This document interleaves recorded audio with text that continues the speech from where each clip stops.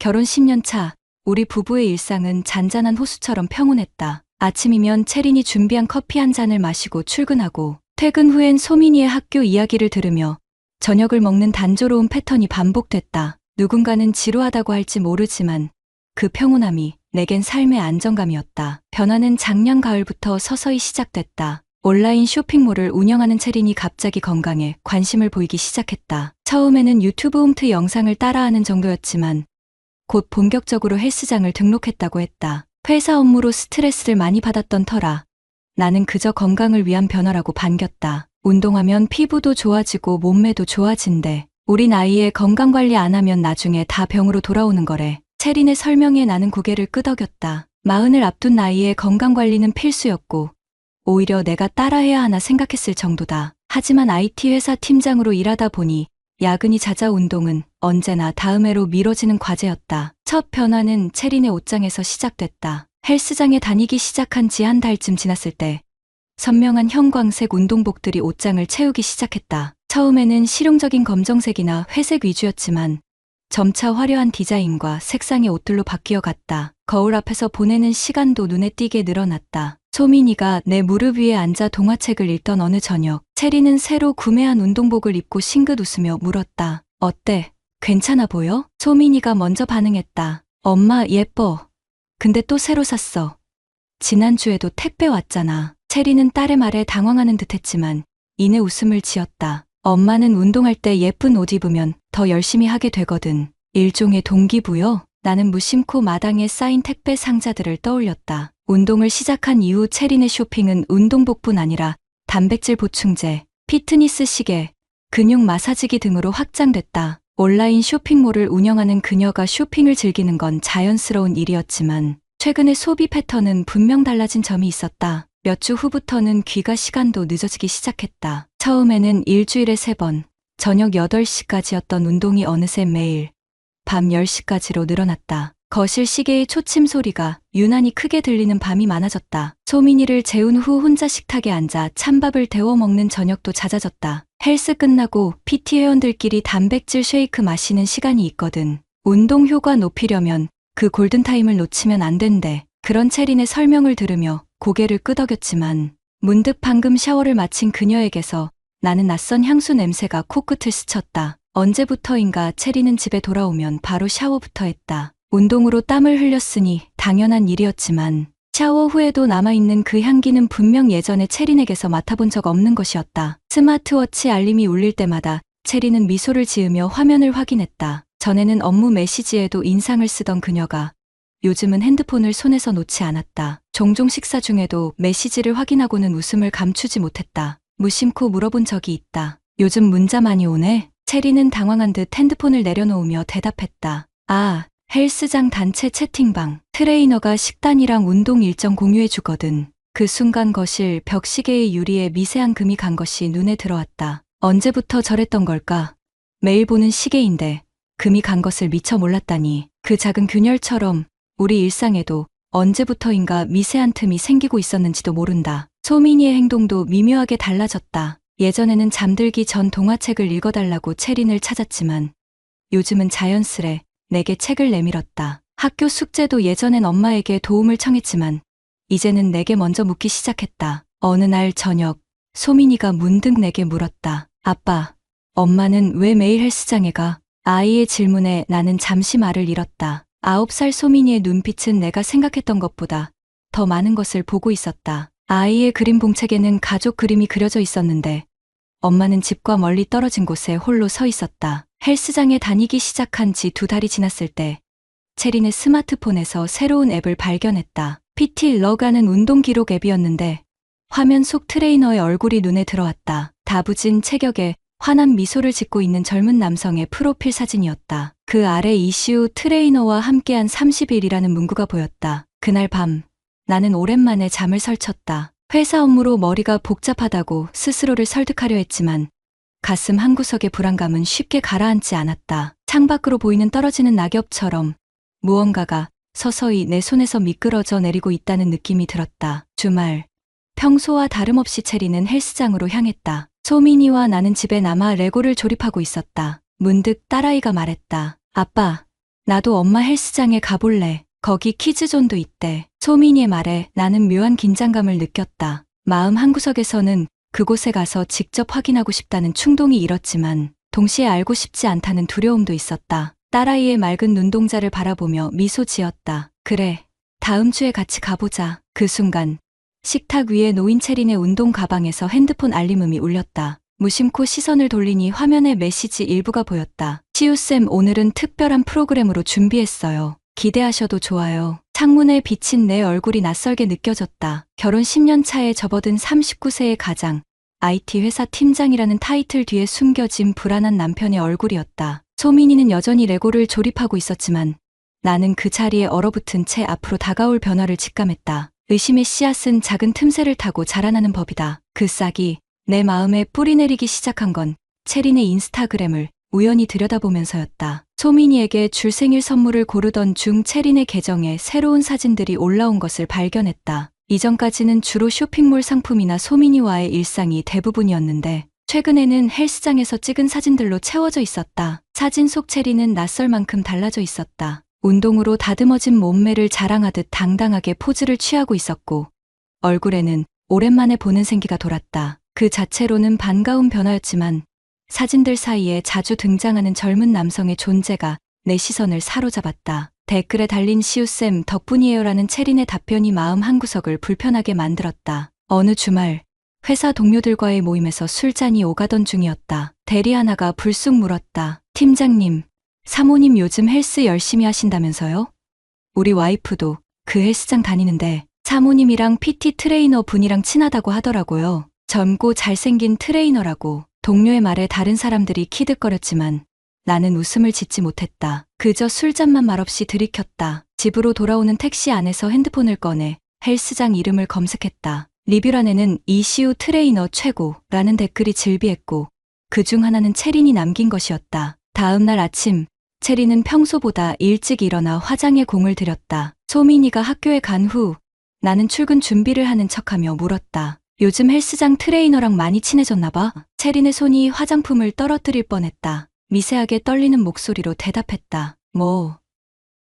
그냥 PT 받으니까 당연히 알게 되는 거지. 트레이너가 회원들한테 다 잘해주니까. 그 순간 나는 체린의 눈이 거울 속 내 시선을 피하는 것을 놓치지 않았다. 출근 후 사무실에서도 집중이 되지 않았다. 회의 중에도 체린의 변명이 자꾸 머릿속을 맴돌았다. 점심시간 동료가 보여준 인스타그램 게시물에서 체린과 이시우라는 트레이너가 함께 찍은 사진이 새롭게 올라와 있었다. 그날 저녁부터 나는 체린의 행동을 유심히 관찰하기 시작했다. 이전에는 무심코 지나쳤던 세세한 변화들이 이제는 모두 의미심장하게 다가왔다. 핸드폰을 내려놓을 때 항상 화면을 엎어두는 습관, 샤워 후 달라진 향수, 운동 시간이 끝났는데도 귀가가 늦어지는 이유, 주말에도 헬스장에 가야 한다는 핑계, 소민이도 변화를 느끼는 듯했다. 어느 날 저녁 식사 중 딸아이가 물었다. 엄마, 왜 요즘 아빠랑 영화 안 봐?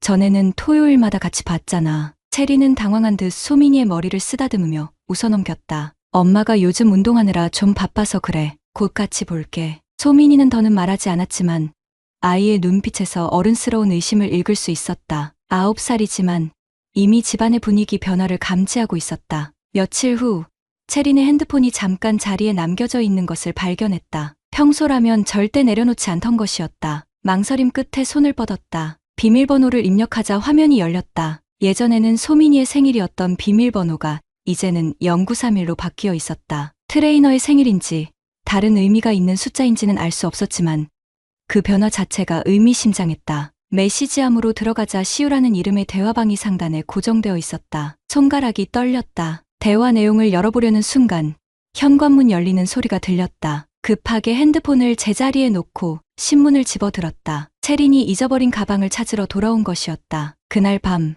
나는 인터넷을 뒤지며 불륜의 징후를 검색했다. 화면에 나열된 항목들을 하나씩 확인할 때마다 심장이 무거워졌다. 외모 변화, 귀가 시간 변동, 핸드폰 비밀번호 변경, 정서적 거리감. 모든 항목이 체린의 최근 행동과 일치했다. 다음 날 회사에서 중요한 프로젝트 발표가 있었지만 머릿속은 온통 다른 생각뿐이었다. 발표 도중 실수를 연발했고 이후 사장의 질책을 들으며 공허하게 고개를 숙였다. 그렇게 며칠을 버티다 결국 용기를 내어 동료에게 물었다.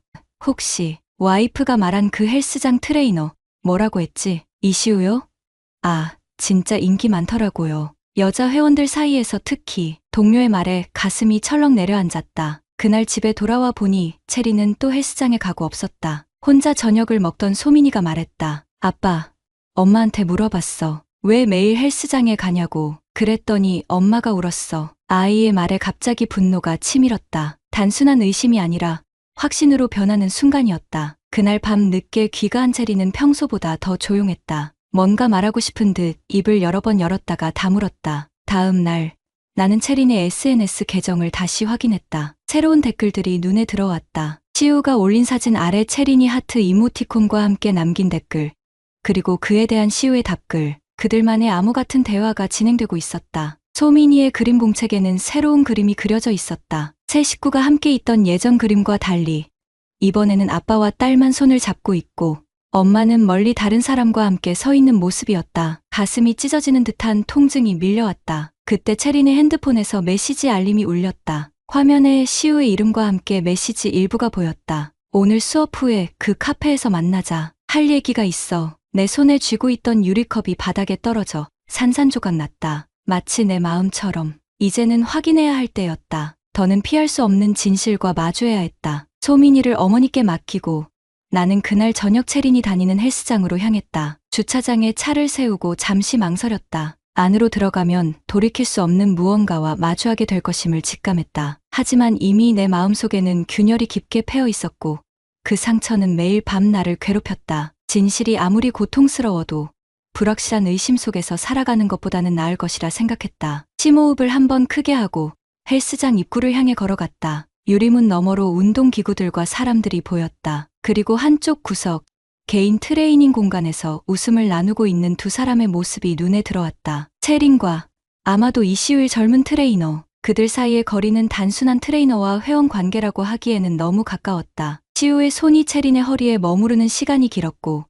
체린의 웃음소리는 내게 들려주던 그것과는 달랐다. 어쩌면 나는 이미 알고 있었는지도 모른다. 그저 인정하고 싶지 않았을 뿐. 주먹을 꽉 쥐고 서 있는 내 모습이 유리에 비쳤다. 10년의 결혼 생활, 9살 딸아이, 그리고 평범했던 일상이 순간 모래성처럼 무너져 내리는 느낌이었다. 이제 나는 어떤 선택을 해야 할까? 들어가서 그들을 당장 대면해야 할까? 아니면 좀 더 지켜봐야 할까? 심장이 빠르게 뛰었다. 헬스장 문을 밀고 들어가려던 순간 핸드폰이 울렸다. 소민이었다. 아빠, 언제 와?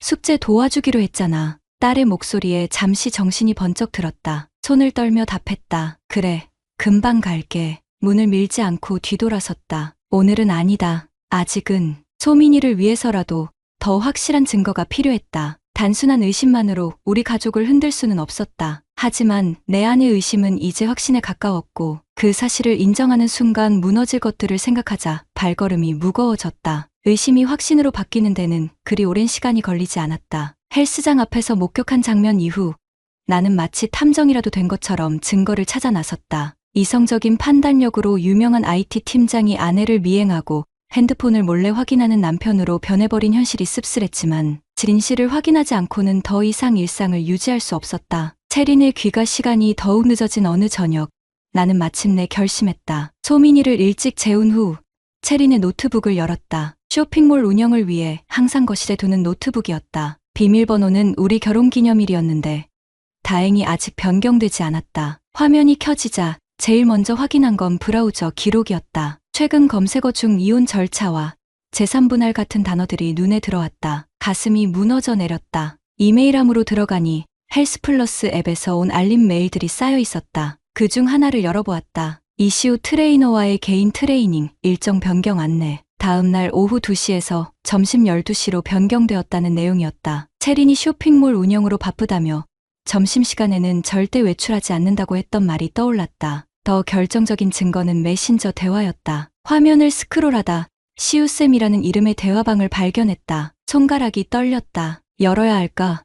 이미 돌이킬 수 없는 강을 건너고 있다는 것을 알면서도 확인하지 않고는 견딜 수 없었다. 대화 내용은 예상보다 더 깊은 관계를 보여주었다. 단순한 트레이너와 회원을 넘어선 감정적 교류, 비밀 만남 약속, 나에 대한 언급까지. 채린이 남편이 의심하기 시작한 것 같아라는 메시지에 시우가 보낸 답장이 화면에 선명했다. 조심해야겠네. 하지만 너무 걱정하지 마. 곧 우리 계획대로 될 거야. 화면을 끄고 한참을 멍하니 앉아 있었다. 머릿속이 하얗게 변했다. 숨이 제대로 쉬어지지 않았다. 세상이 무너져 내리는 느낌이었다. 결혼 10년 동안 쌓아온 신뢰와 일상이 한순간에 모래성처럼 무너져 내렸다. 다음 날 회사에 병가를 냈다. 도저히 일상을 유지할 수 없었다. 소민이를 학교에 데려다 준 후 차 안에서 채린의 위치를 확인했다. 가족 위치 공유 앱에 찍힌 점은 헬스장이 아닌 시내 중심가의 한 카페였다. 마음이 무겁게 가라앉았지만 이제는 직접 확인해야 할 때였다. 카페 근처 주차장에 차를 대고 기다렸다.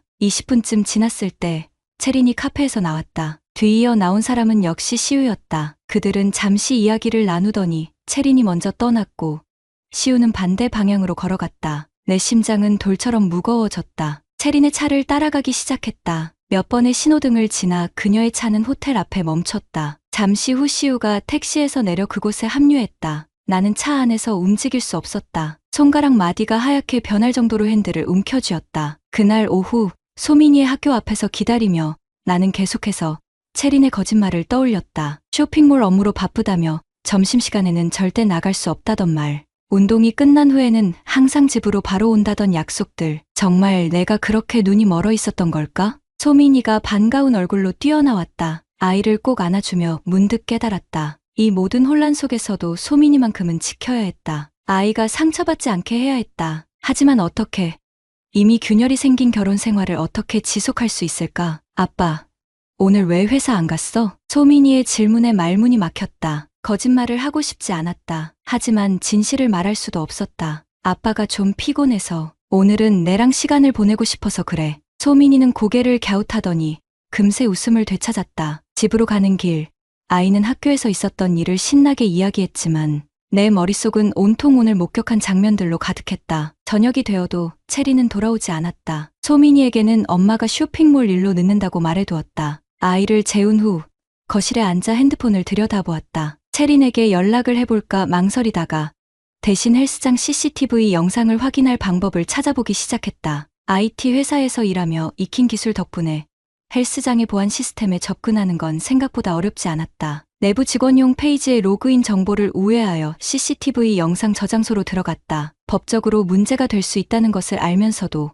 더 이상 이성적인 판단이 불가능한 상태였다. 일주일치 영상을 빠르게 훑어보았다. 채린이 헬스장에서 보내는 시간은 생각보다 짧았다. 대부분 1시간 정도 운동한 후 시우와 함께 사무실로 들어가거나 아예 헬스장을 나가버렸다. 내가 생각했던 3시간의 운동 시간은 온데간데 없었다. 특히 눈에 띄었던 건 금요일 저녁 영상이었다. 채린과 시우가 헬스장이 문을 닫은 후에도 남아있었다. 둘은 탈의실 근처에서 이야기를 나누다가 갑자기 서로를 껴안았다. 그리고 채린이 먼저 시우의 얼굴을 양손으로 감싸며 키스했다. 영상을 보는 내 손이 떨렸다. 이건 단순한 호감이 아니라 명백한 불륜이었다. 채린이 집에 돌아온 것은 자정이 넘어서였다. 샤워를 마치고 거실로 나온 그녀는 아직 깨어있는 나를 보고 놀란 듯했다. 왜 안 자고 기다렸어? 그녀의 목소리에 묘한 떨림이 느껴졌다. 나는 천천히 노트북을 열어 CCTV 영상을 틀었다. 채린의 얼굴이 순간 창백하게 변했다. 설명할 기회를 주려고 했어.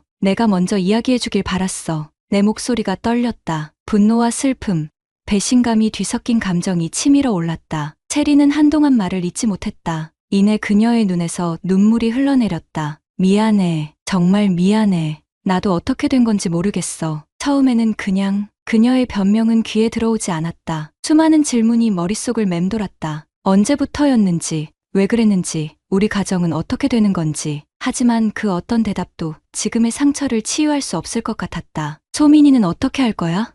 우리 딸은 생각해봤어? 채리는 더 큰 소리로 흐느꼈다. 그녀의 어깨가 무너지듯 떨렸다.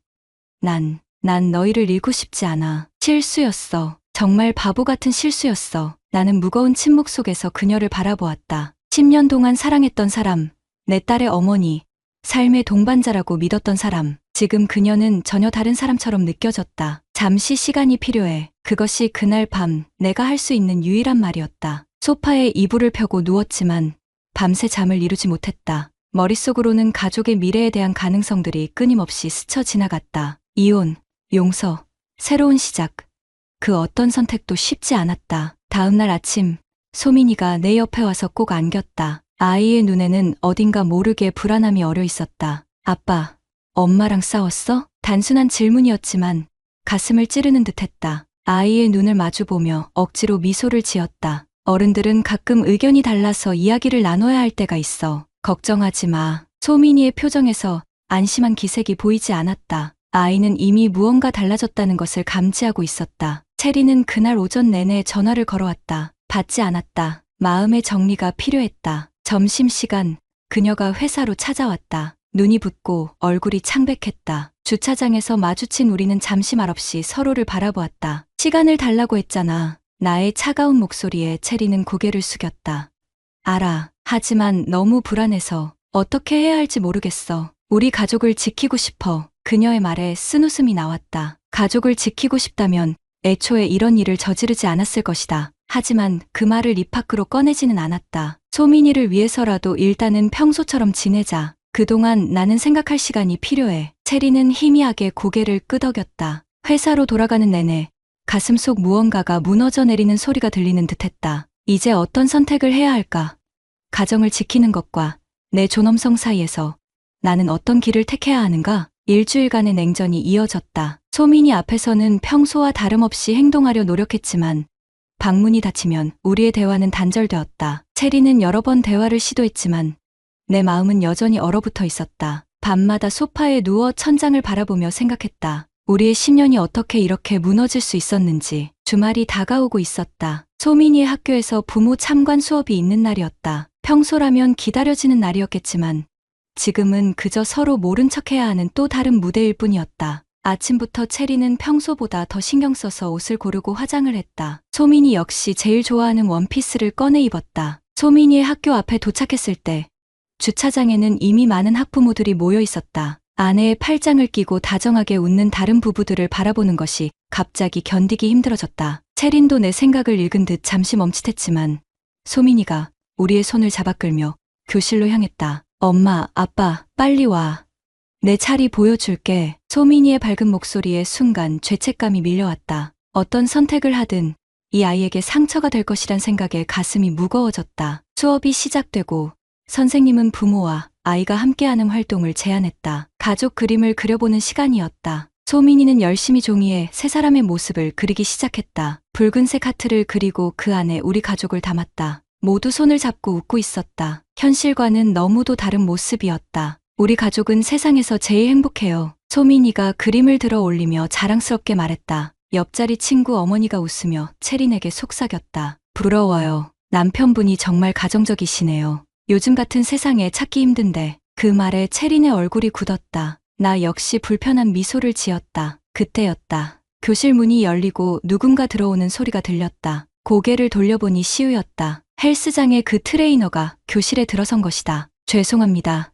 늦었네요. 시우는 선생님께 사과하고 교실 뒤편으로 자리를 잡았다. 체린의 얼굴이 창백하게 변했다. 나는 그제야 알아차렸다. 시우의 옆에 앉은 여자아이는 소민이의 반 친구였다. 체린이 몇 번 언급했던 그 아이. 이혼 가정의 아이라고 했었다. 시우가 그 아이의 아버지였다니. 시선이 마주쳤다. 시우는 잠시 당황한 기색을 보이더니 곧 무표정으로 돌아갔다. 체리는 그 자리에서 일어나 화장실에 다녀오겠다며 서둘러 교실을 빠져나갔다. 나는 시우를 노려보았지만 그는 의도적으로 시선을 피했다. 수업이 끝나고 학부모들이 삼삼오오 모여 대화를 나눌 때였다. 시우가 우리 쪽으로 걸어왔다. 체리는 여전히 돌아오지 않은 상태였다. 박상혁 씨, 맞으시죠? 그의 목소리는 낮고 차분했다. 내가 입을 열기도 전에 그가 말을 이었다. 대화할 시간이 필요합니다. 오해가 있는 것 같네요. 오해라는 단어가 내 분노에 불을 지폈다. CCTV에서 본 장면들, 메시지들, 호텔 앞에서 목격한 장면들이 머릿속을 스쳐 지나갔다. 주먹을 꽉 쥐며 참았다. 이곳은 소민이의 학교였다. 자네가 감히 내게 할 말이 있나? 내 목소리가 떨렸다. 주변에 있던 몇몇 학부모들이 우리를 쳐다보기 시작했다. 여기서 이야기하는 건 적절하지 않을 것 같습니다. 다른 곳에서 그의 말이 끝나기도 전에 체린이 돌아왔다. 그녀의 눈은 붉게 충혈되어 있었다. 시우와 나를 번갈아 바라보던 체린은 급히 소민이를 찾아 손을 잡았다. 우리 이제 가자. 아빠는 따로 오실 거야. 소민이는 혼란스러운 표정으로 나를 바라보았다. 눈짓으로 괜찮다고 말해주었지만 아이의 표정은 여전히 불안해 보였다. 시우는 마치 아무 일도 없었다는 듯 자신의 딸에게 돌아갔다. 하지만 그의 눈빛이 한순간 채린을 향했던 것을 놓치지 않았다. 내 안의 분노는 더욱 커져갔다. 그날 저녁, 소민이가 잠든 후 채린과 마주 앉았다. 오랜만에 직접적인 대화였다. 시우가 진짜 이혼한 사람이었어? 채린은 고개를 끄덕였다. 그건 사실이야. 3년 전에 이혼했대. 딸아이 혼자 키우고 있어. 그럼 그걸 알면서도 그 사람과 말을 잇지 못했다. 불륜 상대가 소민이와 같은 반 친구의 아버지라니. 그 복잡한 관계에 현기증이 일었다. 채린은 눈물을 참으며 말했다. 처음엔 몰랐어. 헬스장에서 만났을 뿐이었고 소민이 학교에 갔을 때 알게 됐지만 이미 그녀의 변명은 더 이상 들을 가치가 없었다. 다음 날 나는 결심했다. 이 상황을 끝내야 했다. 시우를 직접 만나기로 한 것이다. 헬스장 앞에서 그를 기다렸다. 마지막 회원이 나가고 불이 꺼지는 시간, 직원 출입구로 나오는 시우를 발견하고 그에게 다가갔다. 이야기 좀 합시다. 그는 잠시 망설이더니 고개를 끄덕였다. 근처 스무 4시간 카페로 들어갔다. 조용한 구석자리에 앉아 서로를 마주했다. 이런 상황이 됐네요. 시우가 먼저 입을 열었다. 그의 목소리에는 미안함보다 체념이 묻어 있었다. 언제부터였습니까? 내 아내와 당신이. 시우는 잠시 생각하더니 솔직하게 대답했다. 4개월 전부터요. 처음에는 단순한 트레이너와 회원 관계였습니다. 하지만 4개월, 채린이 헬스장에 다니기 시작한 거의 처음부터였다. 가슴 한구석이 무너져 내렸다. 당신도 아이가 있지 않습니까? 어떻게 다른 사람의 가정을, 자신의 아이 친구의 부모를. 시우의 눈빛이 변했다. 저도 잘못했습니다. 하지만 채린 씨는, 그녀는 늘 외로워 보였어요. 남편은 일에만 집중하고 자신은 그저 가정주부로만 취급된다고 했죠. 그 말에 나는 순간 할 말을 잃었다. 채린이 나에게는 한 번도 말하지 않았던 감정들이었다. 정말 그녀가 그렇게 느꼈던 걸까? 어쨌든 이제 끝내려고 합니다. 채린 씨도 가정을 지키고 싶어 해요. 우리는 실수였다고 이미 이야기했습니다. 실수라는 단어가 다시 한번 나를 자극했다. 단순한 실수가 아니었다. 그것은 의도적인 배신이었다. 끝내고 싶다면 왜 계속 연락하지? 어제도 메시지를 보냈더군. 시우의 표정이 굳었다. 그는 알지 못했던 것 같았다. 어제는 연락하지 않았습니다. 학교에서 만난 후로는 말을 끝맺지 못한 채 시우의 시선이 내 뒤로 향했다. 뒤를 돌아보니 채린이 서 있었다. 얼굴은 창백했고 눈에는 공포가 서려 있었다. 창혁아, 이러지 마. 제발. 채린의 떨리는 목소리. 시우는 자리에서 일어났다. 이만 가보겠습니다. 다시 한번 죄송합니다. 그가 카페를 나가자 채린이 내 앞에 앉았다. 두 사람이 약속이라도 한 듯 여기에 나타난 것이 우연이 아님을 직감했다. 아직도 계속되고 있는 거야? 채린은 고개를 저었다. 아니야. 정말 끝났어. 내가 실수한 거야. 용서해줘. 제발. 순간 나는 무너졌다. 그동안 쌓아두었던 분노와 슬픔이 한꺼번에 폭발했다. 용서. 내가 어떻게 용서해? 10년 동안 믿고 살았던 사람이 소민이의 친구 아버지와 게다가 헬스장에서, 호텔에서 목소리가 높아졌다. 주변 사람들이 우리를 쳐다보기 시작했지만 더 이상 멈출 수 없었다. 창혁아, 제발 목소리 낮춰. 사람들이 봐. 채린의 당부에 더욱 화가 치밀었다. 사람들. 지금 내가 걱정하는 건 체면이야. 가족보다 더 중요해. 그 순간 뒤에서 익숙한 목소리가 들렸다. 아빠. 소민이가 그곳에 서 있었다. 우리의 싸움을 다 들은 듯했다. 아이의 눈에는 눈물이 고여 있었다. 채린이 자리에서 일어나 소민이에게 달려갔다. 소민아, 왜 여기 있어? 할머니랑 있어야 하잖아. 할머니가 엄마 전화 안 받는다고. 내가 찾아왔어. 소민이의 눈에는 혼란과 두려움이 교차했다. 아이는 우리의 말다툼, 그리고 그 언급된 내용들을 어떻게 받아들였을까? 가슴이 무너져 내렸다. 소민아, 어른들 이야기야. 괜찮아. 내 말이 끝나기도 전에 소민이가 큰 소리로 울음을 터뜨렸다. 엄마가 더 이상 우리랑 살 수 없어요? 엄마가 나쁜 짓 했어요? 순간 카페 안이 조용해졌다. 모든 시선이 우리에게 집중됐다. 채리는 소민이를 안으려 했지만 아이는 뿌리치고 내게 달려와 안겼다. 아빠, 나 엄마랑 같이 살고 싶어요. 제발요. 딸의 떨리는 목소리에 내 마음도 함께 떨렸다. 뜨거운 눈물이 볼을 타고 흘러내렸다. 이 순간 내가 선택해야 하는 것은 무엇인가? 상처 입은 내 자존심인가?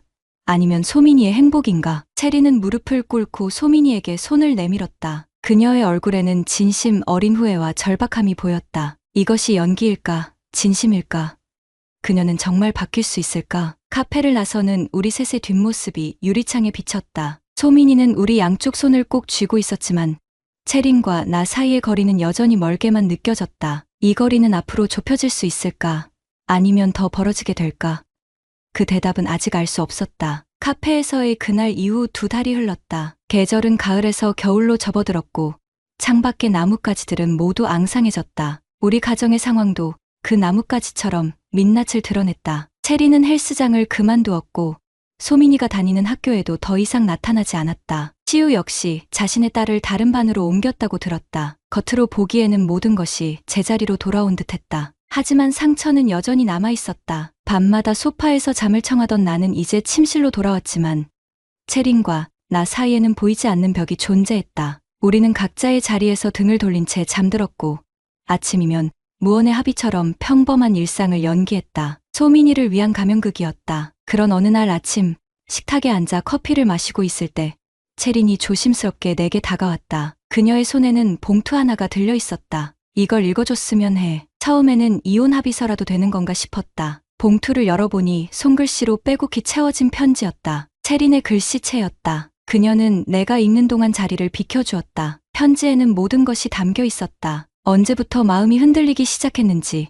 시우에게 왜 끌렸는지, 그리고 자신의 선택을 얼마나 후회하고 있는지. 그것은 단순한 변명이 아닌 자신의 나약함을 인정하는 고백이었다. 일에 지친 당신이 점점 멀게 느껴졌어. 쇼핑몰 운영에 대해 이야기해도 피곤한 표정으로 듣기만 했지. 나는 그저 아내와 엄마로서만 존재하는 것 같았어. 시우는 내 이야기를 들어주었고 내가 어떤 사람인지 알고 싶어 했어. 그게 처음에는 그저 위로였는데 글을 읽을수록 가슴이 무거워졌다. 내가 그토록 사랑했던 채린이 외로움을 느꼈다는 사실, 그리고 그 외로움을 채워주지 못했다는 자책감이 밀려왔다. 하지만 동시에 그것이 불륜의 정당화가 될 수는 없다는 냉정한 판단도 함께했다. 편지의 마지막 부분은 눈물로 번져 있었다. 나는 이 가정을 지키고 싶어. 소민이와 당신, 그리고 우리의 추억까지 용서받을 자격이 없다는 걸 알아. 하지만 다시 시작할 기회가 있다면 내 모든 것을 다해 당신의 신뢰를 되찾고 싶어. 시간이 얼마나 걸리든 글을 다 읽었을 때 눈가가 뜨거워졌다. 분노와 미움, 배신감은 여전했지만 한편으로는 선명하게 밀려오는 감정이 있었다. 안타까움이었을까? 아니면 아직 남아있는 사랑이었을까? 주말, 소민이를 친가에 맡기고 채린과 함께 바닷가로 향했다. 결혼 초기에 자주 찾던 곳이었다. 차가운 바람이 얼굴을 스쳤다. 모래사장을 걸으며 우리는 오랜만에 진솔한 대화를 나눴다. 채린은 눈물을 흘리며 모든 것을 고백했고 나는 묵묵히 들었다. 상처는 깊었다. 하지만 10년의 시간이 한순간의 실수로 모두 무의미해지는 것은 아니었다. 소민이의 행복을 위해서라도 우리는 다시 시작할 방법을 찾아야 했다. 상담사를 만나기 시작했고 채린은 정신과 치료도 병행했다. 외로움과 공허함으로 인한 선택이었다고 해도 그것은 여전히 잘못된 선택이었음을 그녀도 나도 인정했다. 그러던 어느 날 소민이의 학교에서 학예회가 열렸다. 아이는 내가 사랑하는 가족이라는 주제로 발표를 준비했다고 했다. 채린과 나는 나란히 앉아 소민이의 순서를 기다렸다. 손을 꼭 잡고 싶었지만 여전히 그런 자연스러운 스킨십은 어색했다. 소민이가 무대에 올랐다. 아이는 마이크를 들고 떨리는 목소리로 이야기를 시작했다. 제 가족은 평범하지 않아요. 어른들의 세계는 복잡하고 때로는 슬픔도 있어요. 하지만 우리 가족은 서로를 정말 사랑해요. 소민이의 말에 객석이 조용해졌다. 채린의 손이 떨리는 것이 느껴졌다. 얼마 전 저희 부모님이 많이 싸우셨어요. 엄마가 잘못한 일이 있었대요. 처음에는 너무 무서웠어요. 우리 가족이 더 이상 함께 살지 못할까봐. 아이의 솔직한 고백에 주변 학부모들의 시선이 우리에게 쏠렸다. 부끄러움보다는 소민이가 느꼈을 두려움과 혼란의 마음이 아팠다. 하지만 아빠가 말했어요. 사랑은 실수를 용서할 수 있는 힘이다라고. 엄마도 많이 노력하고 계세요. 그래서 저는 우리 가족이 다시 행복해질 거라고 믿어요. 내가 언제 그런 말을 했는지 기억나지 않았다. 아마도 소민이의 바람이 만든 대사였을 것이다. 채린의 어깨가 흔들렸다. 그녀는 조용히 흐느끼고 있었다. 소민이의 발표가 끝난 후 우리는 얼싸안았다. 그 순간만큼은 진심으로 하나가 된 느낌이었다. 집으로 돌아오는 길, 채린이 조용히 물었다. 정말 용서할 수 있을까? 단순한 질문이었지만 답하기는 어려웠다. 용서와 망각은 다른 것이다. 상처는 아마 평생 남을 것이다. 하지만 그 상처와 함께 살아가는 법을 배울 수는 있을까? 노력 중이야. 시간이 필요해. 짧은 대답이었지만 그것이 지금 내가 줄 수 있는 가장 정직한 답변이었다. 봄이 찾아왔다. 새로운 시작의 계절이었다. 우리는 커플 상담을 꾸준히 받았고 체리는 쇼핑몰 일 외에도 봉사활동을 시작했다. 나 역시 변화했다. 업무에만 집중하던 삶에서 벗어나 가족과 보내는 시간을 늘렸다. 소민이와 함께 자전거를 타러 가고 주말에는 셋이 함께 영화를 보기도 했다. 어느 날 저녁 오랜만에 와인을 마시며 대화를 나눴다. 체리의 눈빛은 예전과 달랐다. 더 깊고 어딘가 성숙해진 느낌이었다. 요즘은 어때? 많이 힘들지? 내 질문에 체리는 잠시 생각하더니 고개를 끄덕였다. 힘들어. 매일이 시험 같아. 내가 충분히 노력하고 있는지, 당신이 정말 날 다시 믿게 될지. 솔직한 대답이었다. 예전에 체린이라면 무조건 괜찮다고 했을 것이다. 그녀가 진심으로 변화하고 있다는 증거였을까? 나도 힘들어. 가끔은 그날의 장면들이 떠올라. 그럴 때마다 숨이 막혀. 내 고백에 체린의 눈에 눈물이 고였다. 그녀는 조용히 내 손을 잡았다. 오랜만에 느끼는 따뜻한 온기였다. 하루하루 지나다 보면 언젠가는 그 기억보다 우리가 함께 만드는 새로운 추억들이 더 많아질까? 그녀의 질문에 확신 있는 대답을 할 수 없었다. 하지만 적어도 그 가능성을 위해 노력하고 있다는 것만은 사실이었다. 오늘 소민이의 생일이다. 우리는 함께 케이크를 준비했다. 체린이 만든 생크림 케이크, 내가 고른 선물, 그리고 소민이의 환한 미소. 촛불을 끄기 전 소민이가 소원을 빌었다. 우리 가족이 영원히 행복하게 살게 해주세요. 단순하면서도 깊은 소원이었다. 체린과 나는 눈을 마주쳤다. 그녀의 눈에는 내가 주고 싶은 것과 정확히 같은 약속이 담겨 있었다. 이 아이를 위해서라도 우리는 다시 시작할 수 있을지도 모른다. 진실의 확인, 배신의 상처, 그리고 용서의 과정. 우리는 그 모든 단계를 지나왔다. 아직 모든 것이 완벽하게 해결된 것은 아니다. 체린이 핸드폰을 볼 때마다 아직도 의심이 들 때가 있고 그녀 역시 내가 완전히 용서했는지 확신하지 못해 불안해하는 순간들이 있다. 하지만 중요한 것은 방향이다. 우리는 적어도 같은 곳을 바라보며 함께 걷기 시작했다. 깨진 유리를 붙이는 것처럼 금이 간 자리는 영원히 남겠지만 그 균열조차 우리 역사의 한 부분으로 받아들일 수 있을지도 모른다. 거실 벽에 걸린 시계를 보았다. 얼마 전 새로 구입한 것이다. 금이 간 옛 시계는 이제 없지만 시간은 계속해서 흐르고 있다. 과거에 머무르기보다 앞으로 나아가는 선택, 그것이 지금 내가 그리고 우리 가족이 내린 결정이다. 헬스장 속에서 시작된 비밀은 이제 우리 가정의 아픈 역사가 되었다. 하지만 모든 역사가 그렇듯 그것은 끝이 아닌 또 다른 시작점일 뿐이다. 상처를 딛고 일어서는 과정은 길고 고통스럽지만 그 여정 자체가 우리를 더 단단하게 만들 수 있을지도 모른다. 오늘 밤 오랜만에 체린과 함께 잠들 때 그녀의 손을 잡았다. 아직은 예전과 같은 온기가 느껴지지 않는다. 하지만 언젠가는. 구독자님들, 다른 분들과 함께 의견 나눠보세요. 저도